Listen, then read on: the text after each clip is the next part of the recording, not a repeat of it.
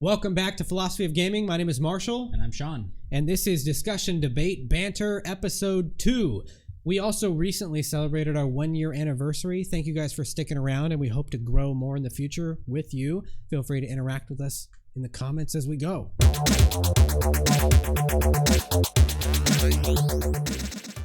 And as I'm sure you guys can tell, we have a guest with us today. This is Jeremy. He is my brother. He is also Marshall's childhood friend. Jeremy has been a huge part of the Philosophy of Gaming YouTube channel. He is the inventor of the Pog Gaming logo. And other than that, he has been instrumental in helping us with the social media side of the channel, handling, making posts for Instagram, Twitter, all the social media stuff that the kids are into these days. So with that said, Jeremy, welcome to the show. Hello, everyone. Very glad to be here. Thanks for having me. Of course, and we're glad to have you. So real quick, since we got you here, what would you say are your top 3 favorite games? My favorite games of all time, Final Fantasy X, Legend of Zelda Breath of the Wild, and Resident Evil 2 Remake, actually. You like Resident Evil 2 more than Resident Evil 4? So far, I've definitely poured a ton of hours into Resident Evil 2 Remake. Well, I guess Resident Evil 4 has only been out for about a month now, but so far, I think I'm siding with Resident Evil 2 Remake. And that came out, when did that come out? 2018, I believe. Okay. When did the original one come out? 98, probably. Oh, I think, yeah. Man. The original Resident Evil 4 came out in 2005, and I know that you, like myself, were a huge fan of that. But let's actually take a minute and talk about the remake of Resident Evil 4, because that just recently came out. In the last discussion, debate, banter video that we did, Marshall and I were talking about some games that we were excited to play in 2023. And of course, since then, the RE4 remake came out. Jeremy and I have been really excited to play it ourselves. So, Jeremy, what are your thoughts about the remake? I love it. I think it improved on basically all aspects of the game. I love that it's taking a darker tone. I love that it developed more of Leon's backstory and what happened between the events of Resident Evil 2 and Resident Evil 4. So far, it's been really satisfying. I've only beat it once so far, but a lot more playthroughs in the future, I'm sure. Yeah, I've only beaten it once myself, too. I'm already mostly through the second playthrough. I got a little bit more left to go. I beat the intro. And we all saw how that went. 1 episode prior. Oh no. No! No! No! No, this is what happened back in the day! No! But one of the things I think is worth mentioning about the remake, though, is that there have been a lot. We live in the age of remakes and remasters, and I think I actually kind of criticized this in one of our past videos, but I think that if somebody's going to do a remake of the game, they need to take notes with the way that Capcom did Resident Evil 4, because they did this perfectly. I agree. They took every single thing that was great about the original Resident Evil 4 and they made it way better and modernized it.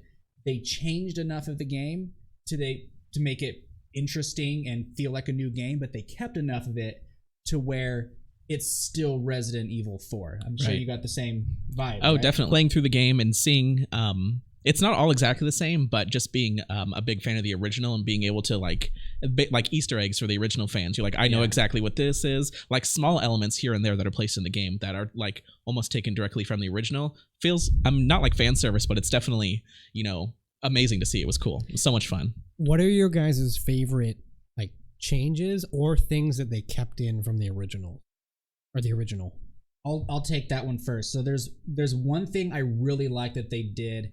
The way that you manage your resources in the game is absolutely perfect, because I think that a lot of Resident Evil fans will recognize that in previous games there's that really stressful survival aspect. It's like I don't have enough ammo and it becomes really stressful. But then kind of around the Resident Evil 4, Resident Evil 5 time frame, you kind of almost feeling like you have too much ammo. Like they took that difficulty out of the game. There's no more ammo conservation. Yeah, they pretty much made it kind of like it's just like an action, just shoot 'em up definitely. sort of a style.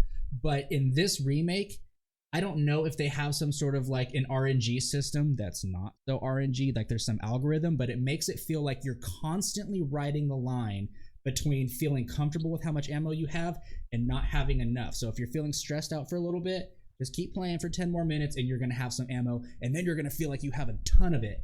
And then it's almost like it's going to take more ammo to kill the enemies, and so it takes all your ammo away, and so you're constantly writing that line, and I think that's a very satisfying change that they made to the game. I think that's one of those things in games where there's a separate difficulty aside from the actual difficulty setting, and it is being good, conserving your ammo, hitting your shots. Like, I think that's something that needs to stay. I don't want to see that go away. I really like having to deal with conserving your shots in this kind of game, or conserving your mana in an RPG game, you know, or your points or whatever, to not run out before you need to save, before you can save, or resource management is huge, and I hate to see that go away, especially being a big fan of World of Warcraft. You know, that went away if anyone who's watching has played it. So one more thing I do want to mention before I pass the ball to Jeremy on it.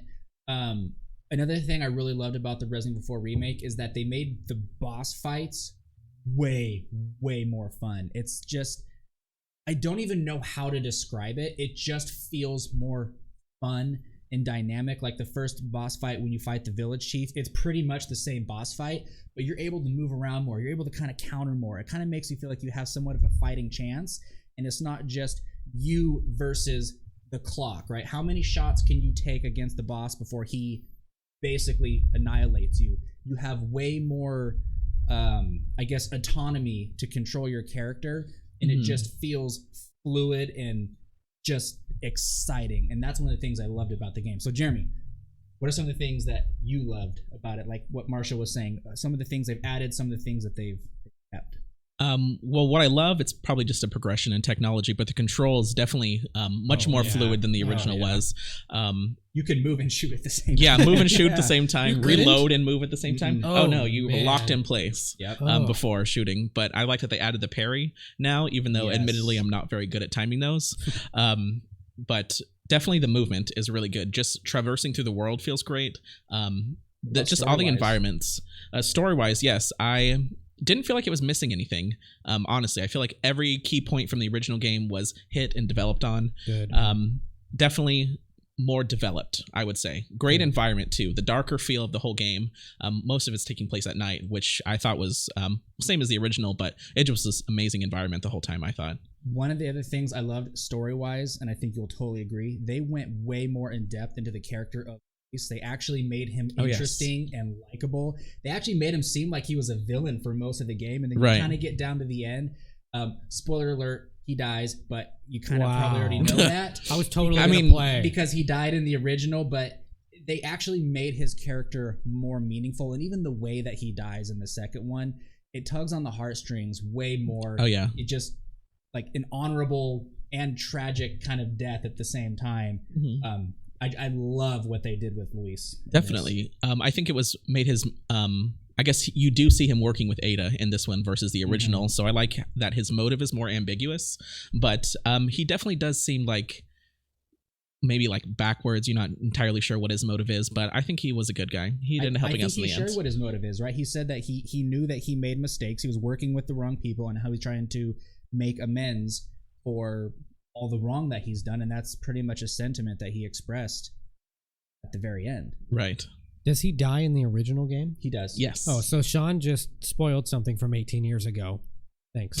That's what I'm saying. Like, Thanks, you know, Shawn. he dies because it's the original game. He dies there too, but he lasts way longer than in the original game, and it's actually kind of fun because you pretty much play a whole chapter with him as your companion, which is not part of the original game at all, and so that was pretty fun too. Yeah, and he got to go to the shooting range with you, which was fun.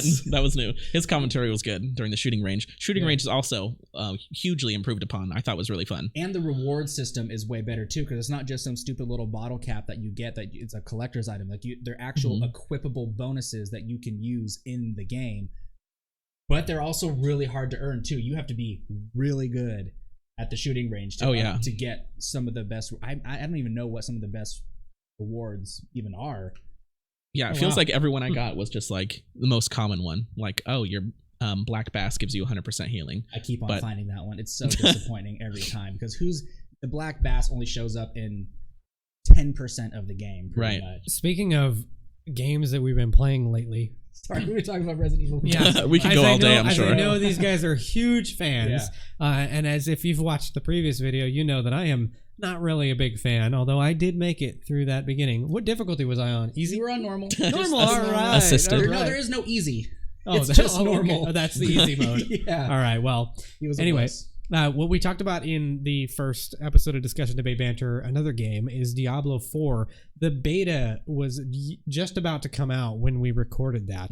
And since then it has come out, and it was awesome. So the first, it was 2 weekends. The first weekend was a closed beta, only people who had pre-ordered the game, and then the second weekend was an open beta, kind of a little bit more of a stress test. However, in the coming week or two, when this video will already be out by then, there's another real stress test beta coming out. And you're going to So play that I'll be one too, playing I'm that as guessing. well. Yeah. Okay. I honestly really thought that the Diablo 4 beta was like awesome. Like way better game than Diablo 3 already.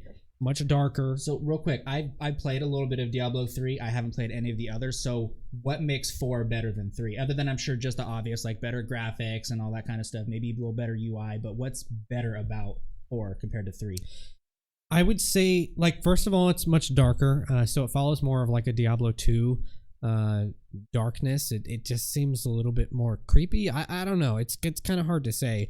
I played like 4 hours of the game and didn't feel like I had accomplished much, which you think sounds negative, but what was nice about it is that if you play Diablo 3, I mean, you can get most of the way through the game in 4 hours if you've played it a few times. It was more fun. It's much larger. It's more open. You can actually see people in real time online. You can be running around going to a specific destination. Can you interact with them? In a way, yeah, you can. But what's really nice about it is that you can be running to a specific destination, see that there's some sort of like bonus XP event like nearby, run over to it. Someone else might already be doing it, and you can join them. All the health and everything Like a world scales, event kind of a thing? Exactly. Okay. And so you run up, you join in, or maybe you're doing one by yourself and someone else joins in. It makes it a little bit easier. That is cool. It's a little bit fun to be able to be like doing it with someone. You don't necessarily interact that quickly. I actually don't know what the interaction is with other people in the world. Simply just as you're running through it. Maybe in the full release of the game, they'll So add more to there that. are clans or guilds or whatever you want to call it where you can group up with people, so you have a chat that only you guys are in, which is something that's it should be in every MMO style game.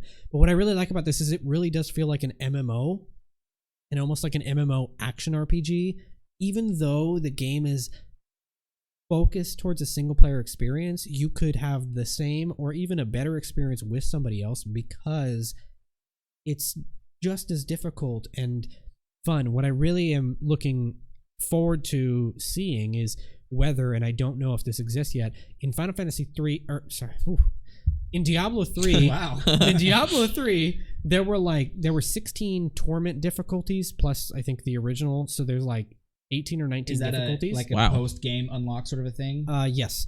Okay. And so once you unlocked it, you could go to a higher difficulty and then you can go higher from there. And so I want to see if they do the same thing because I really liked that. The higher the risk, the higher the reward. You get better items, you get more money, but enemies do more damage and you take more damage or you have less health, anything like that. Like, I like that kind of concept, and I think that this game is going to be miles better. It feels like, let's say, Anthem, if Anthem was good. I thought Anthem was good. There just was not any players that were playing it, and it kind of required that. If you could see everyone in the open world, because in Anthem you only saw people in one place. I know it's a really weird, obscure like reference to bring those two together, but that's really like the only looter shooter that I've played, and this is what this is. It's a looter, just not a shooter. It's an action RPG looter. Like, the goal is to just go mow down enemies, level up, get better gear, do it again. But the story feels so much stronger. I know that what we were able to access during the beta was only one of the locations, and you can't even do the entire location. It is so big. Yeah, dude, it's awesome. Awesome. Here's my question about Diablo 4, because I remember in Diablo 3, one of the things that I experienced, I love games that are character building games, where you unlock different skills and stuff like that. So basically, if I were to say play a mage and you were to play a mage, we could have vastly different experiences of the game. I like games that do that. one of the things I kind of found a little bit underwhelming and sort of repetitive about Diablo 3 was that the character progression, it seemed like once you pretty much had the base skills unlocked, it almost just felt like it was rinse repeat and it was somewhat boring. Does Diablo 4 do anything to, say, address that? Yes, I'm really glad you brought that up because I didn't think about it. It's been a few weeks, maybe over a month. The way that they do it in Diablo 3 is that you have like 3 abilities to choose from, and then you can fit your bar with 1 ability per like type, right? You get like 3 or 4 offensive spells, 2 of them may be ranged or whatever the case may be, and then you have a couple defensive spells. In Diablo 4, you have a true fleshed out tree to build off of with your talents. So essentially you start in one location and you can put points into one of like 5 spots. Once you have acquired a certain amount of points, you don't have to spend them. Once you've acquired a certain amount, you open up the next spot that has another 5 or so. So it's like a different like abilities. A true skill tree. Then, some of them are abilities, some of them are increasing the strength of your abilities, and then even on those, when you, let's say you unlocked a new ability, those might have a tree of 3 different options to increase some sort of potency with it, whether it be turning it into an AoE spell or increasing the damage output on single target or that kind of stuff. And it feels much more fleshed out. It looks a lot like the Final Fantasy X talent tree. Yeah, the sphere grid. Spheres. It's like spheres and everything, but I just think it's a little more focused. Obviously, that game's really old. It's a bit more focused and yet still open, and I think that is huge. Like, I'm very excited to play with that. I'm going to be playing a rogue, ranged rogue. So yeah, and I just can't wait for the full release to come out. Like, that's what I'm super pumped for. You know, I don't really have any experience with Diablo games. I've definitely watched people playing before, and I do like, what would you call it, gauntlet style, like the top down. Yeah, I like that kind of game. I don't have any experience with it, unfortunately. Other Blizzard game, though, I do have quite a bit of experience with. Well, not that much, but Overwatch I've been really into lately. Oh, yeah. And crazy. Every day after work, first thing I do, start my console, get changed, and then play all night. It's funny because I remember I used to play Overwatch 1 and I would always talk to you about playing with me, and you never wanted to get into the whole competitive fast-paced shooter thing, and now you're all about it. Yeah, no, I was very resistant to any shooter game. You know, Call of Duty has never been my thing. Pretty much any first-person shooter. So I was resistant, but, you know, it was free to play. Of course I'll download it. Why not? And I was kind of immediately addicted. I think what's funny about that is I'm pretty sure that Shawn and I were getting into it at that moment, and we recommended it to you. Yeah. Yes. And now, out of the 3 of us, you're the only one who plays. No, we've literally played maybe like 3 or 4 matches together, like total, since I've been playing. I've only been playing since Overwatch 2 came out back in October, but you know, that's definitely been my most played game. I think I've already put like 150 hours in it since then. Nice. Are you playing comp now? Yes, I do play comp.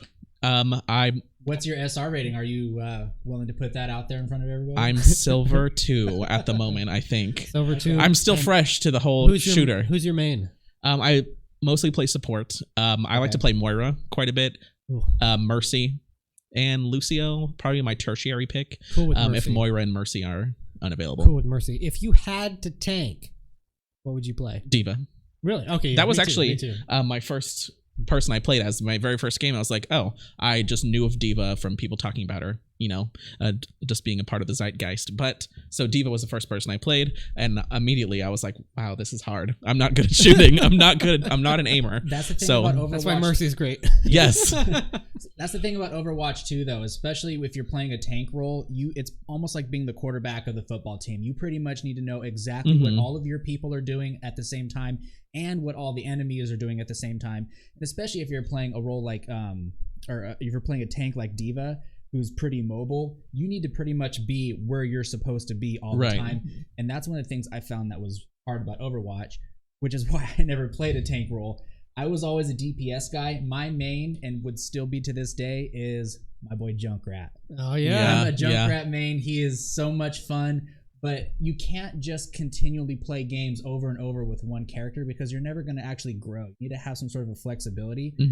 I think that's why I fell off of it, because it is so ridiculously competitive, Overwatch. It's difficult to find a new main character.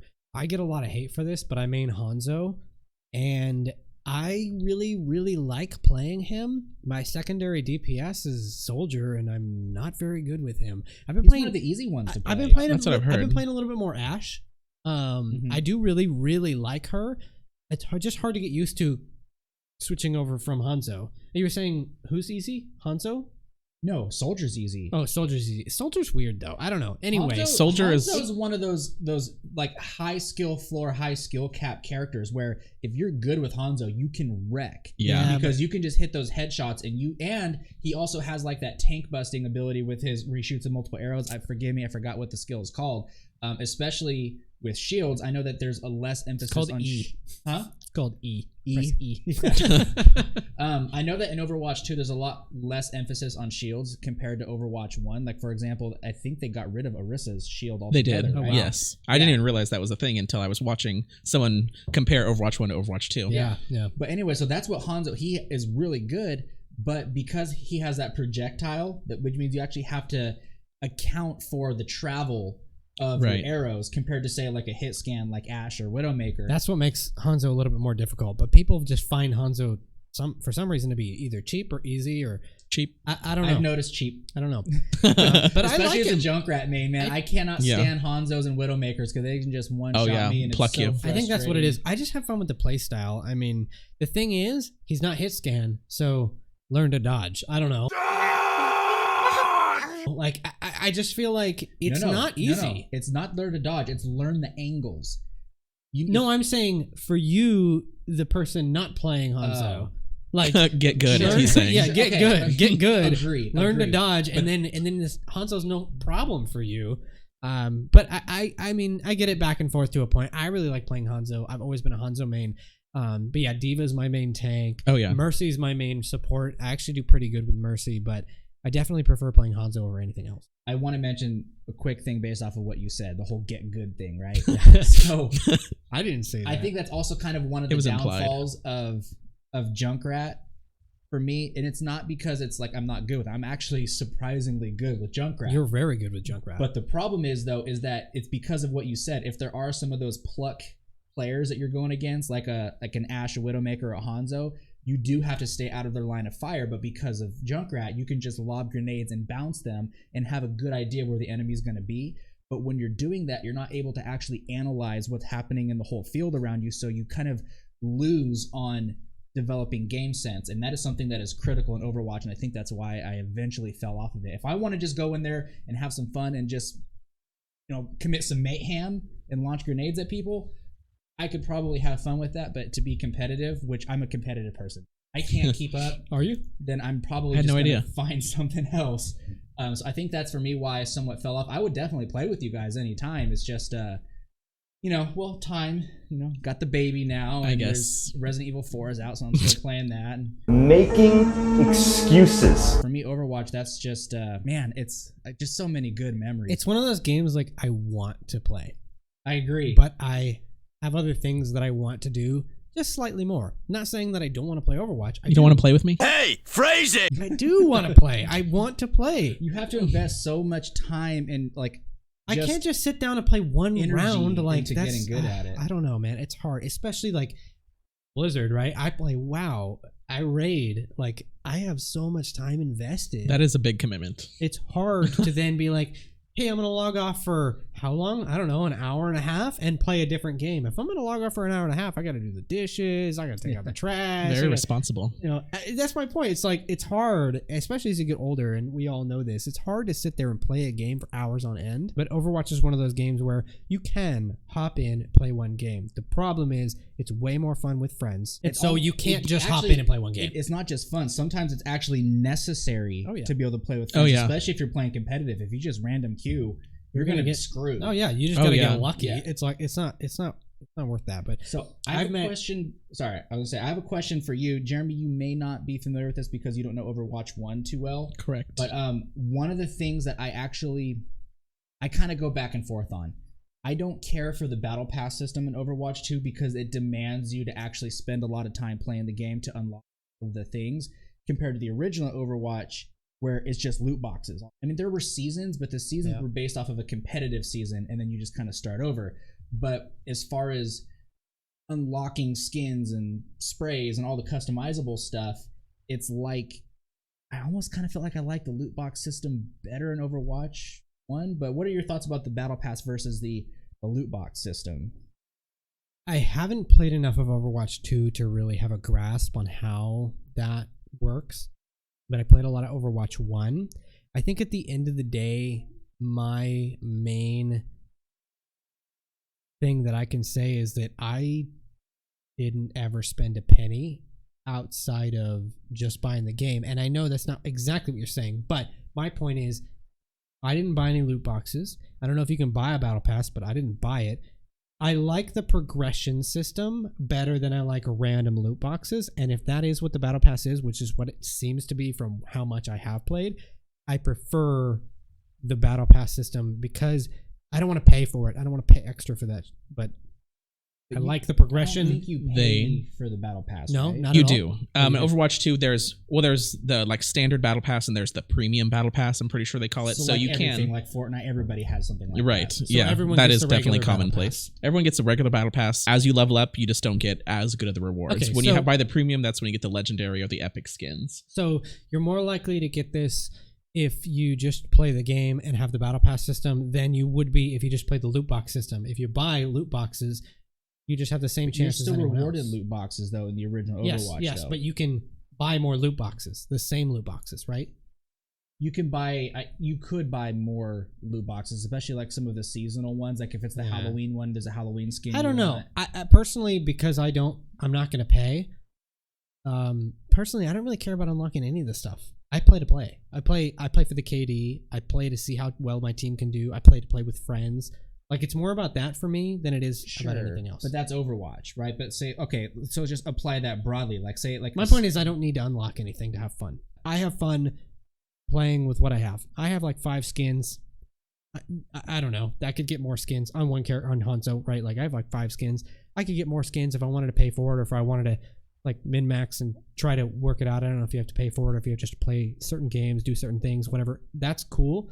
I think I would rather work towards things that you could do achievement wise than pay any amount of money. I mean, I'm not too familiar with the loot box system because I didn't play Overwatch 1, but I do like the battle pass system. I guess it's kind of replaced the leveling system, I guess, because there's 80 levels on the battle pass, and then after you hit 80, then you go to the prestige tiers where you get the special titles that you can apply, and that goes under your character tag. But, since Overwatch 2 was free to play, I definitely didn't have any qualms paying for the battle pass because I kind of like supporting. I know Blizzard's a huge corporation, but I do like supporting the developers.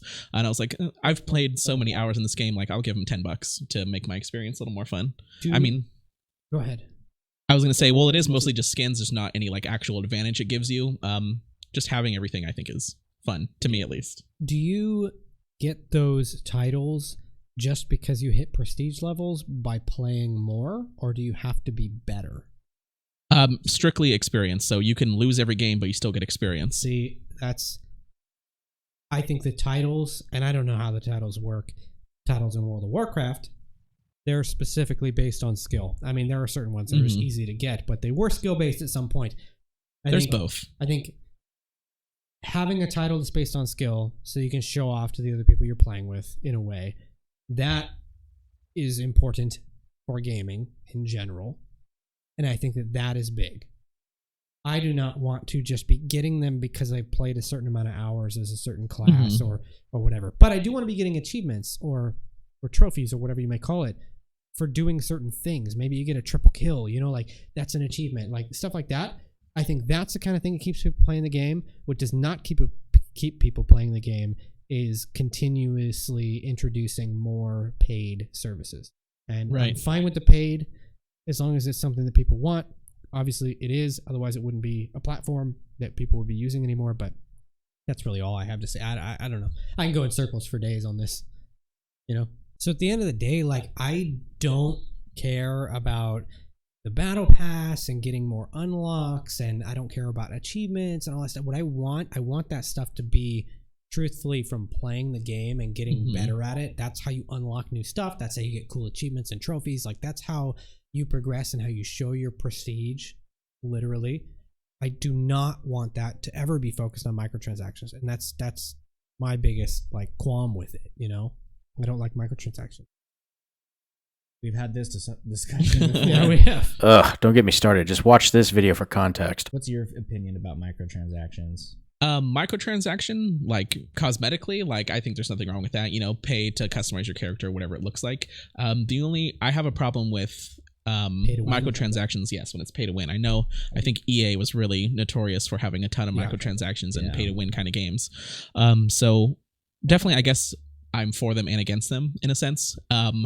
For microtransactions, just for more customizing. Make up their mind on these. Everyone's It's- making up their mind. It's complex. You're the only person giving an ultimatum. No, it's just okay. Look, when we did our series, the or no, it's you gotta. And it's like, okay, microtransactions, yes. First of all, we're not doing that series.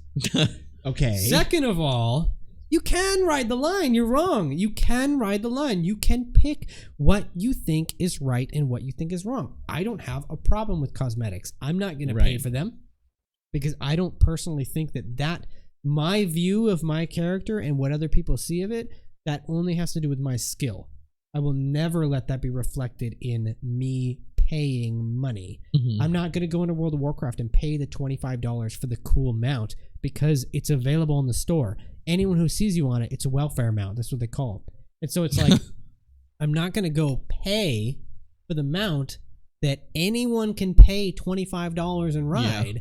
I'm going to work my ass off and get the mount that other people don't have, and that's actually partly what I've done in Wrath Classic, is that I got a mount that you would have to be, you're one of 10 people to get it, and only if you beat the boss on the hardest difficulty. Okay, so and I got it, and now I ride that around, and I don't think about it every minute, but I think about it sometimes, and I'm like, this garners respect. No one else has this. It garners a bit of respect. Okay. People know that I'm pretty good at the game. I'm not saying I'm the best, but I'm pretty good at the game because I got this. Okay, so obviously. Here's my question, and I pose this to both of you. So first, it sounds like we know that I'm in favor of microtransactions for reasons that I've explained before. I can do so again in a moment. I think that we're in agreement as far as the cosmetics goes. Nobody has a problem with microtransactions. Nope. At least nobody here. I know there's a lot of people out there that do. You're also wrong if you have that opinion. No, yeah, I'm all for it. I mean, make more money, company, and make better games. But if a game is free to play, so for example, Overwatch is free to play, Fortnite is free to play, all the microtransactions that exist within the game are simply cosmetic, and that's how they make money. Okay, sure, we're good there. But there are games out there that are free to play where they offer extra content, gear, weapons, things like that you could say grind out to unlock them by playing the game a lot, or you could say use real money to buy some sort of an in-game currency that you can then spend on in-game stuff. So like, for example, Warframe is a big example of that. Free to play game, but you can only have access to these 3 Warframes or characters, if you will, but then there's like another 30 of them that you can unlock, and you can grind for hours to get one, or you can just spend a couple of bucks to get it. Same thing with weapons. Is it simple like that? Do you just pay a couple bucks and get it? Technically, yes. So what EA did with Battlefront 2, Darth Vader was locked behind tens of hours of gameplay. I think it was actually a couple hundred hours, but I could be wrong. Or you could pay and get it. But I think it was just loot box though. So you wouldn't even have a guarantee to get it. So it was gambling, which is why it was outlawed in many countries. I don't like the loot box thing because again, you're spending real money to pay for a chance for something to happen. And that chance is always, again, it's RNG. You know how I feel about RNG. I hate it. I don't like it, especially if real money is involved. But there's a lot of games. So I'm going to mention more Warframe, and then I've also talked about Crossout in the past. It's a game where you build your own car and you put all these guns on it and you shoot other people. It's super fun. There's a shop of all the different weapons and characters and all this stuff that you can get in the game. You could pay a few bucks, get that item you were looking for, instead of grinding it. Or you can grind it out for hours. So what do you feel about microtransactions and that? Because keep in mind, though, the game is free to play. But you would have to in order to unlock all of the content, you would probably have to spend, honestly, thousands of dollars, which, okay, there's an argument to be made there. Or you can spend thousands of hours. The ultimate question is, does it give you an edge over somebody who does not pay? Technically, no, because the person that doesn't pay would just be investing their time instead. What if you bought it day one and it took 80 hours to get? It depends on the game, though, right? Because But that's my in point. a game like Warframe, That's where for it's a example, problem. So in a Mhm. game like Warframe, most of the things that are in that game, some things are more expensive than others, but that's kind of like, say, the difference between like a $5 purchase and say like a $20 purchase. But say a Yeah. game like Crossout, though, I could spend, $20-30 for like a legendary weapon that I can put on my card, but the problem is that I would still need to actually level up in order to make that thing worth it, because in a game like Crossout, if you're at a low level, you're playing against other people that are low levels, and the way that your car is built chooses how you're ranked in matchmaking, if that makes sense. Okay, I think Jeremy, that makes your sense. thoughts? I mean, I guess that makes sense if it's like if you're buying upgrades and like power scale, you won't put you in with the beginner players. If it's actually putting you with people who have similar Putting you in with the other whales. That's the best way of putting it, power scaling. Whales is probably the best way. But it's not always whales, because it could also be people who have genuinely worked their way up to Only that if point. time has gone by. If a new drop releases and you pay for it day one, people can't get it because they have to play a certain amount of hours. So you have it day one. You're bound to be playing with the other people who also paid for it. Yeah, but that's kind of a very specific example. I mean, there could be, say, like a legendary, like, all these different tiers of weapons that you can unlock in a game, right? And you play the game day one, and then you unlock it. And so now you're playing with people who are also, say, whales, like you would say. And you're also playing with people who have grounded it out, too. Maybe something that could like remedy this is if there was cosmetics or certain things that are like exclusive to, you can only get this by grinding, you can't buy it. I mean, I'm sure that exists in games, but I feel like perhaps that might remedy some of this debate. But you definitely can still buy cosmetics, make your character look however you want, but there definitely is, I think, respect or honor in grinding it out and like actually putting in the time to get the status of having that ultimate skin or whatever. I have another point similar to this. So like in World of Warcraft, you can pay for a boost, a level boost. So you can take a level 1 character, boost them. If it's in the classic version of the game, you can boost it to 58 or to 70 when the max is 80. Or if it's in the retail version of the game, you can boost it to 60 when the max is 70. Those, I think, personally, are great options for me, because I know how to play. I play a lot. I'm pretty good, right? At the game. But do you think that should be available to a new player to purchase that? Because what I have seen is that new players purchase this boost. They don't know what they're doing. They don't know how to play. They're essentially tricked into buying it because it's advertised right in front of your face. Like, hey, you should buy this boost. But you, first of all, miss the experience of the leveling, right, by doing that. And second of all, you don't learn how to play.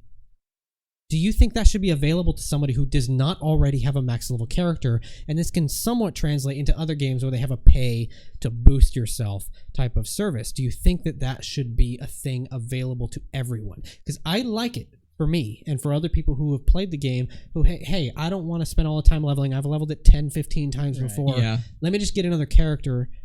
But do you think that it should exist for a new character? Jeremy, go ahead and take that one first. I definitely agree. I do think it's a good thing for an experienced player to have that luxury of, convenience, I guess, of being I still grind. gotta pay. Right, you still have to pay it's not free. real money. Yeah. But I think it should still be available to, the new players. I mean, really, they're just robbing themselves of the experience of playing the game. But, But they may be convinced that somehow that they're not. They may think that this is the right way. Okay, right. So here's where my point's going to come in. I don't look at this from the perspective of the gamer, which I think that's probably what you're both doing. I'm looking at it as the perspective from, say, the developer, right? Mm-hmm. So as a developer of a game, especially now in the internet age, it's not like you just release a game and then you just go on and create a new game, right? They're constantly working, adding new content, working out the bugs. They're constantly working on the game, and that requires funding, which means they need to try to find a way to make money. Microtransactions are a way to do that. Now, let's just say that you take your scenario, Marshall, where you have a new player who is essentially, say, as you would put it, robbing themselves of the experience of leveling up in World of Warcraft. But let's just say that they spend that money to do that, that also doesn't hurt you as the expert player of the game. If anything, it helps you because you know that there are people who are, hold on, you know that there are people who are paying that money to Blizzard for them to continue funding. So they're supporting the company that you also support, and they're going to continue to develop the game even further. And if somebody wants to rob themselves of that player experience, or better yet, save time, then there's nothing wrong with that. No. Here's why. If I convince you to come back and play WoW right now, the number one thing, first thing I would tell you to do is to boost a character, because then we could play together much faster. But that's a good thing, You'd right? pay the money, you'd boost your character, you would not know how to play it, you would get to max level, likely you would quit because you haven't already invested a bunch of time, you're not big into investing all this time into this game already, you just started doing it, you're likely to quit. If you don't quit, you're going to play, you're going to suck, and then you're going to quit because people aren't going to want to take you. Mm-hmm. But also, I agree, but that's also me, though. It's different than like Overwatch. You only have 3 abilities. I'm not saying the game's easier. I'm just saying when you have a character at level 1, you have 1 ability. Right. When you have a character that you boosted to level 70, you have like 35 abilities. You have to figure out how to use them, when to use them, and why to use them. And then you have to take that and continue to play it and level it up all the rest of the way just to get to the point where you're max level, and now you have to learn how to be good in the end game. It's just better that you just play the game. I'm not saying rob the experience of leveling. I'm saying you need to be dedicated enough to level a character to max level to even understand what this game is and what it entails. Because if you don't, you are probably, 10 times more likely to quit. Like I said, if I told you to do it, you would do it.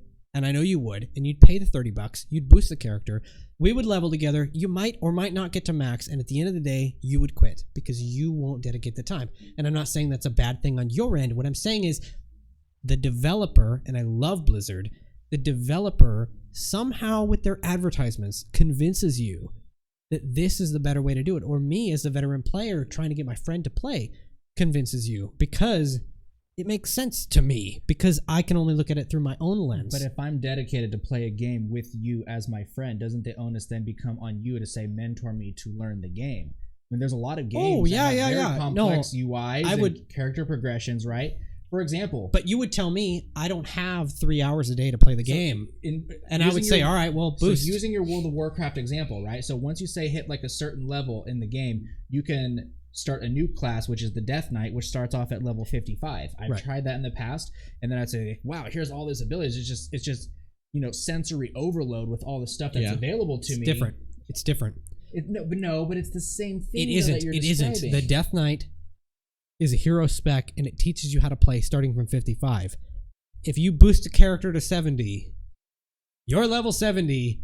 Here's all your spells. You log into the game. It's time to learn. But there's a lot of gamers. That out game there, teaches you, or that spec teaches you how to play. I bet you there's a lot of MMO players out there who are just awesome at gaming, who can pick up World of Warcraft for the first time, spend that $30 like you're saying, and boost a character, and they could probably figure it out. Why make them grind that out when Blizzard could say capitalize on that? I think it's likely, but I tried Final Fantasy 14 a few weeks ago. And I leveled the character up to like level 5 or level 6. If I had been able, and I don't actually know because I didn't see it because it wasn't shoved in my face, if I had been able to boost the character, I might have been inclined to do so. So I definitely see where both of you guys are coming from. I understand from the developer's perspective, like, why not, have the option to, get more money to support yourself and your business. But I also see it from Marshall's perspective that it might be misleading, but also someone else making bad decisions, like it's not their fault. Yeah. You can look at it the same way as gambling, though. If it's not the same way, not the same way. Yeah. Loot boxes, definitely is gambling. But similarly, it's like if people are shoved this in front of their faces, are they more likely to do it because they want to play the game and they think, oh well, I can boost my character and play the game sooner? I guess that's all what it comes down to. I guess it differs game by game. For me, being so big into WoW, like my big thing is I don't think a new player should be allowed to. I think a player should have to hit a max level character and then they should be allowed to buy it. But a developer would never do that because they would lose money in the process. Right. Definitely, I agree with you. If you like someone who's already max level, then having the option to do that, I think is definitely a good idea from the gamer standpoint, I guess, from somebody, if you're potentially going to have somebody that you're raiding with who is, just bought themselves to there and doesn't have any game sense at all, that is detrimental to you. But also, why not? If someone wants to, like, that's on them. I feel like it's definitely... I get the point. Yeah. And that's kind of where the developers are going to look at it right. from. They don't care. At the end of the day, it's the bottom line. How many hours do you have to invest in World of Warcraft to get to max level? If you're playing Classic, you probably have to invest, like, a brand new player, 6 to 10 days. Like 8-hour days? No, 24. Oh, so what is that, 240 hours? Something like that. If you're a brand new player and you've never played it before and you have no help. That's right. If you are, like me, I could probably do it in, like, 3 days. If you were, maybe even less, I don't know for sure. If you were playing retail, you can hit max level. I could hit max level in a day and a half. Maybe 2 days. So, but again, it's actually kind of going back to the Warframe and the cross, right? It's grind it out. Keep in mind, this game came out in 2008. I understand. So it's a different time. But you're just talking about paying for levels, where I'm talking about, say, paying for weapons. It's still kind of the same thing. You either grind out for hours, or you just kind of pay to get yourself in the game. Right. About Don't the same thing. Wrong with that. About the same thing, and I disagree with both. I agree with both. I know. You're fine with it. I get the point. Blizzard get their bottom dollar, like bottom line. Like, they need to make that money. And hey, man, if people are going to go spend it and they don't want to keep playing the game, that's on them. I get that point, Jeremy. Like, it's just disappointing from a player perspective. I get that it makes them a lot more money, and it probably helps them fund the things that they do that actually make us people who continue to play more, happier. But it's just hard to support. Same thing in all microtransactions. It's hard to support as much as they may be a benefit to the gaming community. So, I don't know. I personally like to support benefits to the gaming community, and that's pretty much where I stand on the whole thing. Well, I guess I think this is perfect because I'm right in the middle. I guess microtransactions isn't necessarily black and white. I don't like pay to win games necessarily. I mean, level boosting I think might be something different, but if you're like paying to get better weapons and upgrade yourself in like an online game where you definitely have an advantage over people isn't fair. Life's not fair. But loot boxes and gambling, I'm definitely not for that, especially if it's something like a mobile game or like an iPad. It's definitely, I can see it being predatory towards, children. It's happened. I've seen it before. Kids use my phone and, buy games, spend, $20 without even noticing. Yeah. So, just to real quick, I just want to clarify my position. I don't like the gambling side of it thing either, the loot boxes part. And then I don't like, say, the pay to win aspect of it if there is no free avenue to do it. So if you have the option to grind or pay for shortcuts, I'm okay with that. But if there is exclusive content that is being locked behind a paywall, then that's where I would say start to have a problem with it, especially if it's kind of like if this month you can get this character or this weapon, and then this month you get another. So there's just constant like exclusive sort of thing. Not into that either. And I think it's all situationally dependent. Shawn's not a bad person. No, I'm usually right about pretty much everything too. Just not this one. So including this one. Anyway, what do you guys think? What are your thoughts on microtransactions and everything that we've talked about so far? Tell us about Resident Evil. And are you excited for Diablo 4? And are you playing Overwatch 2? What do you think of Lifeweaver? Yeah. So, what are you guys' thoughts? Share them with us in the comments. At the end of the day, we're here to talk about gaming, argue about gaming. We're here to discuss gaming, banter about gaming, and debate about gaming. Double debate? Should I do that again? Yeah. No. Let's keep that. No. Anyway, we'll see you guys next time. Thank you for joining us. Thank you, Jeremy, for coming on the show. Thanks for having me. We appreciate you, and we will see you next time.